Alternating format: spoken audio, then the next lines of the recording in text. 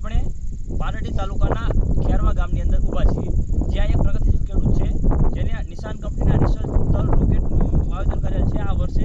તો આપણે એમનો અભિપ્રાય જાણીશું કે વેરાયટી એમને કેવી લાગી. નમસ્કાર. નમસ્કાર. શું નામ આપનું? ત્રિભુવનભાઈ માવજીભાઈ પટેલ. ગામ? ખેરવા. તાલુકો? પાટડી. જિલ્લો? સુરેન્દ્રનગર. મોબાઈલ નંબર તમારો? 99095 4815. તો ત્રિભુવનભાઈ, તમે તમારા ખેતરમાં આ વખતે નિશાન કંપનીની કઈ વેરાયટી વાવેલી છે? નિશાન કંપનીના તલ રોકેટ વાવેલા છે. રોકેટ. તો વેરાયટી તમને કેવી લાગી? ફર્સ્ટ ક્લાસ લાગી. તો એ તમને ફર્સ્ટ ક્લાસ લાગી કે સારી લાગી? તો શા માટે વેરાયટી તમને સારી લાગી?